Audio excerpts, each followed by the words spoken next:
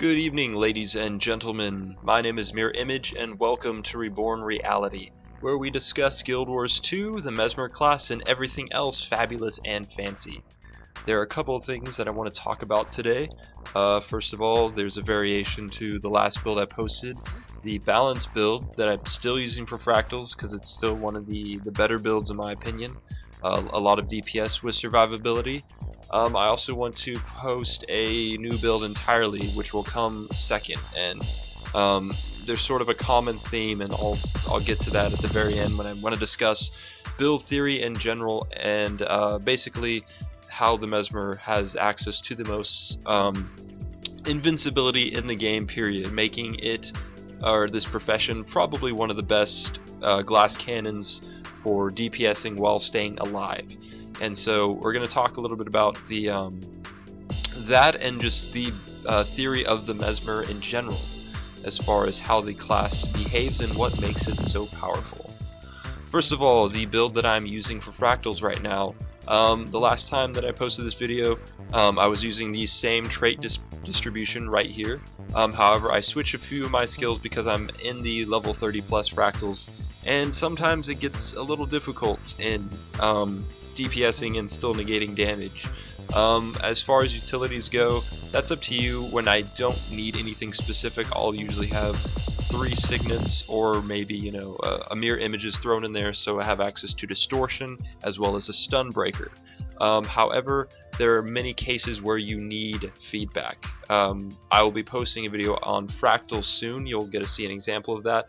But there are some bosses where you can block the projectiles from hitting your allies, which will also damage the enemy. Also, null field is a really useful skill to have in different fractals. But other than that, those are the two best for keeping your party alive. But when I'm not needing to do that and I can play selfishly with the Signets, I go ahead and load them out. Now, this is called the loaded Signet build, and there's a reason for that. I didn't pick these traits originally specifically for the Signets, and Signets have a bad rap because of warriors running them in dungeons. The problem with warriors running them dungeons is that with the Signets, they don't really do anything with them. They always keep them in their utility area without actually activating them, so they just get the passive abilities. Passive abilities are weak. It's for lazy characters. But with this build, you have to be very active and pay a lot of attention to timing. Otherwise, you're going to die. So here's what we're going to be looking at. In the last video I posted, I had empowered illusions, and you can always switch back to this. So basically what I'm saying is, if there's a time in a dungeon where you're not going to be using your Signets a lot, go ahead and rotate these. Empowered illusions is a great choice to have in place of the one I have now. But with running the loaded Signet build, you're going to want to have Signet Mastery. Your Signets will recharge 20% faster. That's huge when you have Signets, like Signet of Illusions. Normally a 90-second cooldown, but with this trait, it's 72 seconds. The other trait that's different from the last build is Blurred Inscriptions. Now, Deceptive Evasion is the Mesmer's bread and butter skill. It's good for shatters, it's good for producing clones, it's just all around great skill to have. But when you're running high-level fractals, having something like Blurred Inscriptions is imperative to survival. The reason being is anytime you activate a Signet, you get 1 second of distortion. Now, 1 second doesn't sound like a lot, but when you can activate that that short duration 3 different times, you can negate one-shots at least 3 times just with your Signets alone.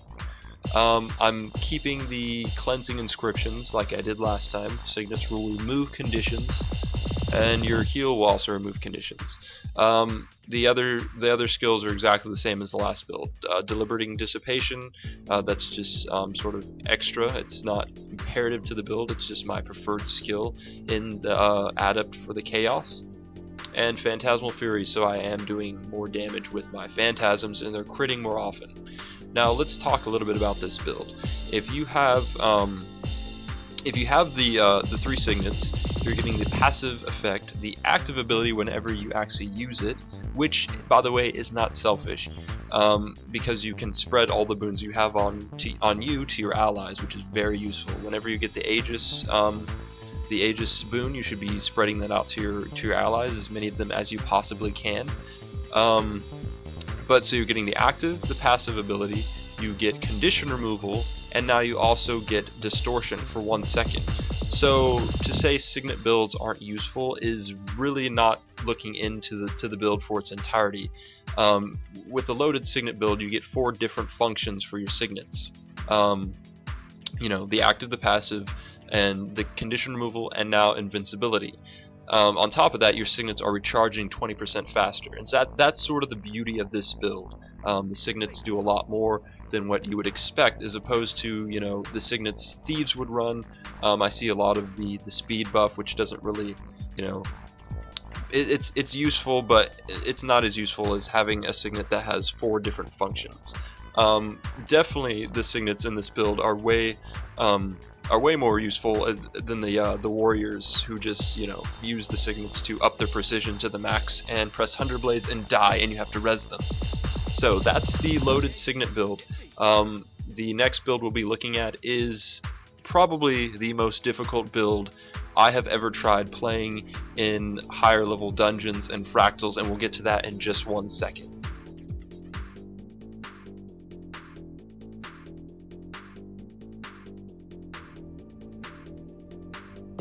Welcome back for part 2 of this video. We are now going to be looking at the new build that I've come up with. Now, just as a warning, this is probably the most difficult build to run. However, it also has some of the highest damage in the game. It's probably one of the, as far as single targets go, this will definitely be some of the highest damage that you can do at range. The only thing I can possibly think of that can do more is a shatter build, but shatter builds can be countered. This build is harder to counter, but it's also much harder to play. The first thing that you probably notice is the utility skills. I have all mantras, and the reason for that being is that this is a mantra focused build, and we're going to take a look at that in a second as we charge these mantras up. So this is a 30-30-10 build. Now, obviously, just from the distribution and the traits, we can see that it's a strong focus on attack power as well as crit chance, and then there's some, you know, the extra is put into illusions. Now, the first major trait that we have is rendering shatter. Since this is a damage build, having vulnerability on your enemies is a good idea for stacking on extra DPS, so that's why I have this trait. Great sword training. When you're using a mantra build, it's best to stay at range, and that's why having this skill is very useful. Not only do you get the extra power, which is critical to a build where you're focusing on high single target damage, but it's also really useful for the 20% reduction to your cooldowns. Lastly, in the Grandmaster line, we have harmonious mantras. Mantras can be activated 3 times before needing to be channeled again. So basically, all of these mantras that we have in our utility and our heal can be activated 3 times. The heal can be, you know, you can even activate the heal 3 times, so that's useful. The only problem is this heal isn't as effective in the sense that it doesn't heal for quite as much as Aetherfest. And you don't get the extra heals for having illusions out. On the upside though, you can use it 3 times and it's somewhat spammable. In dueling, for the adept line, I have blade training. And since you are going to be a glass cannon, and sometimes you're going to be face to face with enemies, it's important that your cooldown on your sword is lessened so that you can use Blurred Frenzy more often. The reason for that being is not only will you do a ton of damage with this build, it's also useful for negating damage. For the master line, we have Mantra Mastery. Mantras recharge 20% faster. Obviously that's important because if you're spamming your heals whenever you need them, or spamming Mantra Pain, that's the one I did not put in here.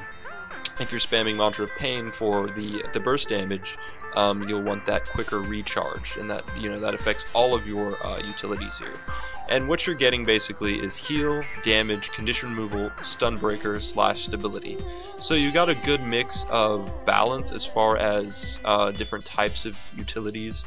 So if you get conditions, you can remove them. If you're stunned, you can get out of it. So it's easy to use this build to counter other classes, but it takes a lot of paying attention to what's going on, and it also requires charging them up. So you have to you're better off when you're ready for the fight. You have to be prepared in order to use this build, is what I'm trying to say. 30 points in the Grandmaster Empowering Mantras, 4% more damage for each readied mantra. So with this build you get an extra 4%, 4%, 4%, 4%, or 4 times 3. So 12% more damage for all the mantras that you have charged up. So when you're at ranged and you have the extra power from your greatsword and the extra damage from your mantras, you can see how this could be really good at range. And if you're spamming Mantra of Pain while you're using your greatsword. The reason, Mantra of Pain is something that it's hard for your enemies to see it coming, because it's just, there's not a real huge animation, and the cast time does not take very long at all. 3/4 of a second for the recharge. So you basically can spam this 3 times while using your other skills, and that's what's important. You could be using the Berserker and just use Mantra of Pain. Your enemy can't even really see it being used. So that's really useful, and it's just added damage, so it's really useful for the spikes. If you combine that with something like Berserker and a Shatter while using Mantra of Pain, it's really useful on single targets. This would be a very fun build to run in World vs. World, especially in Zergs, where you can sort of snipe people. This would be really fun to run. The only problem is you don't get utility like you do with feedback or no field, but it does sort of have the it's more like a ranger build if you think about it. Lastly, 10 points in illusions, and that's for compounding power. 3% more damage for each of your active illusions. So when you have phantasms and clones out, you don't want to shatter them because you get additional damage for them being present. So we're looking at 12% damage for the extra mantras, 9% potential more damage for three illusions out, and then of course the extra precision when you're wielding a sword, and the extra power when you're wielding a greatsword. Plus you get the cooldowns. So the reason why this build is so hard to run is, first of all, your health bar is only 15,000. So you have to pay close attention to that. Conditions can melt you, but luckily with Power Cleanse you can get rid of up to 2, and you can use this skill 3 times, so that's 6 conditions that you can remove. Also, if you do get stunned, like I said, you have a good stun breaker with Power Break. Also si, so if you're in World vs. World and you're trying to get the stomp, this will ensure that you get it.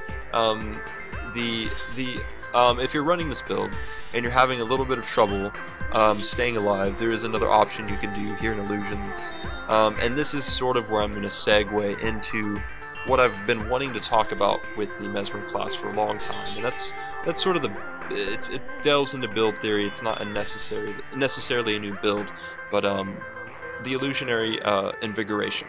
Recharge all of your shatter skills at 50% health.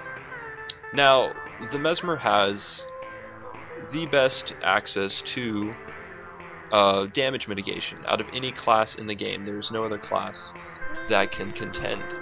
The reason being is there's so many ways that the Mesmer can get invincibility or distortion.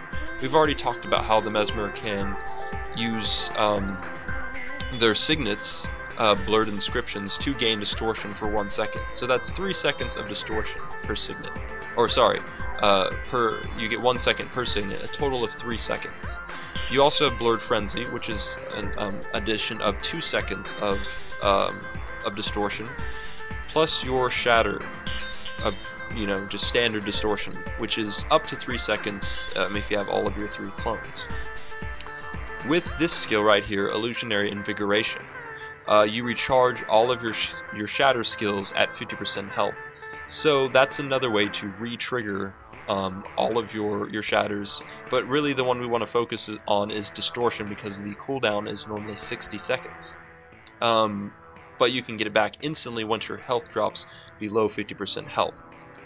That's going to give you another 3 seconds of distortion. Additionally, there's one more way to trigger your shatters back into being fully recharged, and that's with Signet of Illusions. The active ability of using the Signet is that you recharge your shatter skills, so that will give you distortion once again. Basically, if timed right and under the proper circumstances, a Mesmer can have up to 3, 6, 9 seconds of distortion just with the F4. Add 2 to that, that's 11, and then the 3, so that's 14 seconds of distortion. So even running a glass cannon build, like the one that we have here, if we use blurred inscriptions and recharge and illusionary invigoration, we can have up to 14 seconds that were invincible. And I wouldn't recommend it for this particular build because it's mantra focused. However, you could switch out all the skills that have to do with the mantras for other ones that focus on damage or maybe survivability. But this is sort of why the Mesmer is such a good class to play. And even with the nerfs, the Mesmer is always going to be one of the strongest classes in the game, and that's because the dual nature of almost anything related to the Mesmer. Now with other classes, you know, they have Signets where they have a dual function, a passive and active ability, but the Mesmer has that for a vast majority of its skills. Let's take Blurred Frenzy for example. A warrior has the same type of skill with 100 blades, and it's even the number 2 skill with the greatsword. But basically with 100 blades, you're rooted in place, you do a flurry of attacks, and you do a lot of damage. Blurred Frenzy the same way, except that while you're rooted in place, you gain distortion. And that's what makes the Mesmer class so powerful, is that you can choose how you want to use the skill. You can use Blurred Frenzy as an offensive skill, as a defensive skill, or as both. And that's what makes the Mesmer so devastating, is because they can be unpredictable. If you take Null Field for example, Null Field is one of the best skills in the game, not just because it's so helpful to your allies in removing conditions, but it can also remove buffs or boons from foes. So when you're fighting those bosses that have retaliation and protection and regeneration, Null Field is something that you have to make a choice whether to use it on your allies or to use it on your enemy. A lot of the times it's better to use it on your enemy to get the retaliation off, because you know that's basically saving your teammates. The best choice is usually to put it on both of them when you know opportunity warrants that. You also have skills like Chaos Storm. Chaos Storm is another one of those, you know, the dual function skills where they provide boons to your allies, conditions to your foes. The thing with the Chaos Storm though is that it's usually more useful to put on your allies, almost always more useful. If you can get your enemies in the radius, that's useful, but normally I would try to aim for getting that on your allies. So there's so many different things I could go on about. The focus is one that I want to talk about right after I mentioned Phase Retreat. With Phase Retreat, you're not only producing a clone, which will provide you some cover, a little bit of confusion, not the condition confusion, but actual confusion to the enemy. It provides you a teleport, so you get mobility, and the clone adds condition damage. That's at least 3 different things that this skill does. You get mobility, condition damage, and confusion. So it's just ridiculous how much is loaded into each of these skills. And you know, there's a lot of randomness associated with the Mesmer, but it's all that randomness stacking up that makes it such a hard class to counter. And it's why it's one of the best dueling classes in my opinion. But the focus is, it's crazy how useful the focus. There's so many different builds you can run as a Mesmer, and you know, in my videos so far, I've only touched the cream of the crop, and you know, I haven't even delved into the depths of everything that you can get into. I just try to cover as much as I possibly can. But there's so much you can do. With the focus, you can change your traits so the Warden will reflect projectiles, and that's I believe it's in the Chaos tree, or it may actually be an inspiration. Let me find it really quick. Yeah, focus skills reflect projectiles, reduces recharge of focus skills by 20%. This skill, I can't equip it right now because you know my traits are already used up, or my trait points. But basically, it reduces the recharge, so the Warden will have a shorter recharge, as well as temporal curtain. Now with the Warden, it will also reflect projectiles. That's providing you with defense, with attack, and with high DPS. The Warden puts out more DPS than any other Phantasm. I've had Wardens hit up to 10k, and if you have 3 of those out on a boss, and it's hard to do, but there are situations where you can do it, and have Chaos Storm there to keep Aegis on them so they're not getting hit. You can be doing 30k a rotation because you have 3 of them up, and it's ridiculous, but it also reflects projectiles. Into the Void is one of those loaded skills where you get so much from it.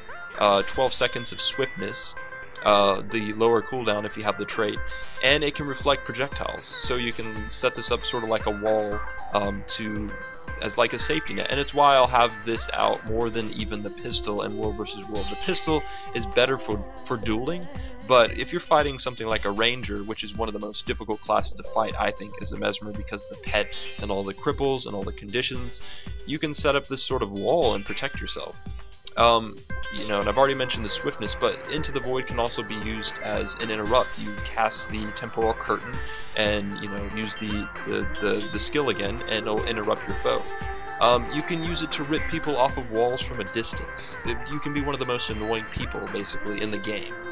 So there's so much about the Mesmer class that it's about dual nature, and I hope you guys delve into this a little bit more. I've been trying to find the different things that you can do with the Mesmer class that maybe aren't obvious, and how you can combine them to do different types of things. And so that's basically what my focus has been.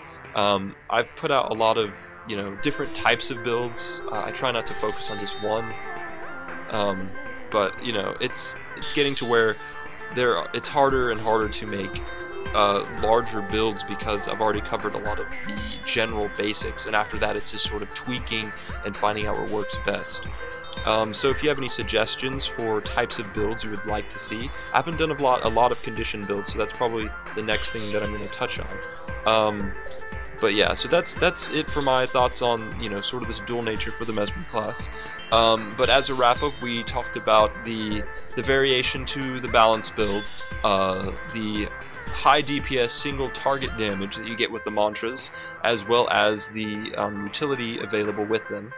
And of course, what we just discussed, the dual nature of the Mesmer. And I hope that wasn't boring. I really love build theory, and there's so much in this game that you can do. People don't always see it. They just think, oh, I have 5 skills with my weapons. But there's a lot more you can do. So that's it for today, guys. Thank you for watching. If you liked the video, be sure to give it a like, share it with your friends, and remember to stay real in reality.